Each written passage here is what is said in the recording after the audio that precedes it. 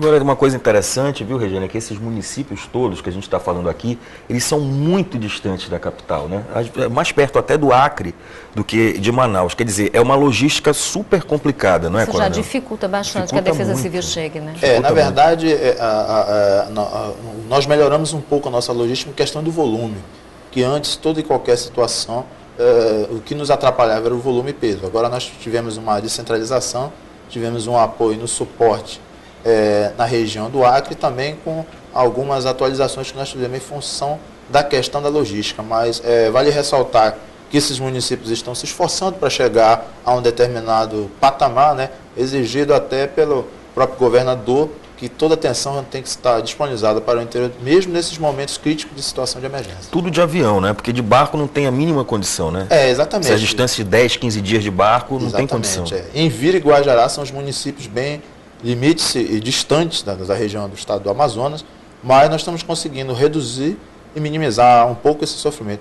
Entretanto, a gente também, com a intenção e sob orientação do governador do estado, estamos tentando já também mobilizar recurso federal para proporcionar uma medida permanente para os municípios afetados. Secretário, a gente viu que no alerta de cheia divulgado, no último dia 28, apontou aí a cota do Rio Negro, aqui na capital, que estava em 24,72 milímetros. Em 2009, quando foi registrada a cheia, a maior cheia aqui, né, uma cheia recorde, o nível para o período registrado foi de 27,29. A diferença é muito pequena. Explica para a gente o que isso significa. Olha, na verdade, hoje nós estamos dentro de uma normalidade, dentro da bacia do Rio Negro, né? A enchente de 2009, ela foi um conjunto de ações que proporcionaram uma cheia histórica. Nós tivemos 3 anos, 2007, 2008 e 2009, de chuvas intensas na região amazônica. E os terrenos, os afluentes, os lagos, os mananciais, todos permaneceram cheios. Não houve vazantes extremas de 2007 até 2009. E o que acarretou que o excesso de chuva veio novamente e deu nessa enchente histórica que nós tivemos em 2009. Já que a gente está falando de Manaus, nós temos batido muito no assunto aqui no Ponto Crítico, que são as áreas de risco. Já trouxemos os juízes do meio ambiente, já trouxemos os promotores encarregados, né, já trouxemos as pessoas responsáveis do município para falar sobre o assunto. Qual é a real situação com essa intensificação das chuvas agora para a cidade de Manaus nas áreas de risco? Olha, a tendência agora para esse mês de abril para maio, de acordo com uma coordenação que nós temos com outros órgãos parceiros, uma reunião que nós temos sobre o clima, é que essa situação ela vai diminuir, ela não vai se intensificar, então ela vai voltar a uma proporcionalidade. Entretanto, áreas de risco, quando a gente fala em áreas de risco, é um bojo grande onde vários órgãos têm definidas as suas atuações. Porém, as medidas a curto prazo, elas poderão ser feitas, mas depende também da população, que a cultura da percepção de risco ainda não está aquém para que a população possa absorver isso aí. A pessoa não tem medo de desabamento, quer continuar na sua casa. Exatamente. Acho que medo até tem, mas não acredita que aquilo vai acontecer, né? Eu queria que o senhor nos dissesse, nos atualizasse, quantas realmente áreas de risco Manaus tem hoje. Como é que está a situação dessas famílias?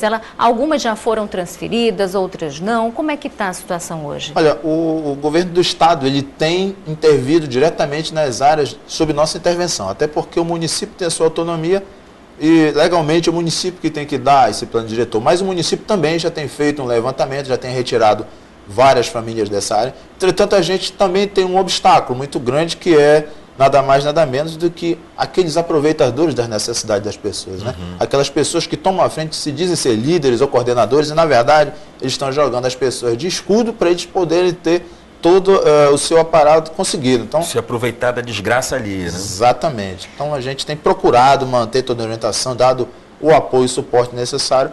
Inclusive, nós tivemos uma reunião com a Defesa do Município, Defesa Civil do Município, onde nós orientamos que, através do Ministério da Cidade, existem recursos apropriados específicos para as situações de áreas de risco, requerendo apenas um projeto direto do município para que a gente proporcione um endossamento e um parecer para dar uma celeridade melhor.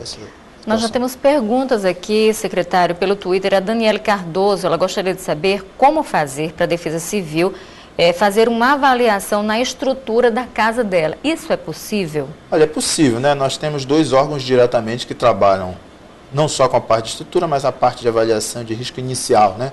O próprio Corpo de Bombeiro Militar, que constitucionalmente ele é o órgão de resposta ao desastre, e a Defesa Civil do município através do 199 e o bombeiro através de 190, 193, eles podem inicialmente fazer essa avaliação preliminar. Então, quando o limite de capacidade do município de Manaus ou qualquer outro município do estado do Amazonas, ele ultrapassar o seu comporte, aí sim a Defesa Civil do Estado entra dentro de um suporte de uma complementação. Essa questão da Defesa Civil Municipal e da Defesa Civil Estadual é um pouco complicada para o cidadão leigo. Porque, por exemplo, na questão das áreas de risco, a Justiça definiu que a responsabilidade é do município sobre as áreas de risco. Mas a gente está vendo uma atuação muito grande da Defesa Civil do Estado, inclusive participando das audiências e tudo. Quer dizer, até que ponto vai o município e, até que ponto, e a partir de que ponto entra o Estado nessa questão da área de risco? Na verdade, a Defesa Civil, no nosso contexto geral, assim, veja só, é um sistema. Nós somos o órgão central, a Defesa Civil do Estado, que tem as camadas. Tem a Defesa Civil Municipal, Estadual e Federal, tem os órgãos complementares que também fazem esse tipo de trabalho. Mas a questão inicial do planejamento urbanístico e de plano diretor de Defesa Civil, inicialmente é uma competência municipal. Uma competência, isso está em lei, isso aí, isso já foi discutido, debatido, mas isso não quer dizer que nós não podemos complementar, ajudar e dar suporte. Então nós também temos as nossas áreas de estudo, mas hoje, por exemplo, quem tem que fazer estudo de Manaus é o município. Mas nós estamos prontamente abertos para complementar e dar suporte e ajudar em toda uma área. Secretário, a gente tem mais perguntas aqui pelo Twitter. O amigo Eric Mourão, aqui do Ponto Crítico, ele quer saber o seguinte: a Defesa Civil leva equipamentos, tem procurado melhores locais para os habitantes dessas áreas de risco. Isso é realmente papel da Defesa Civil?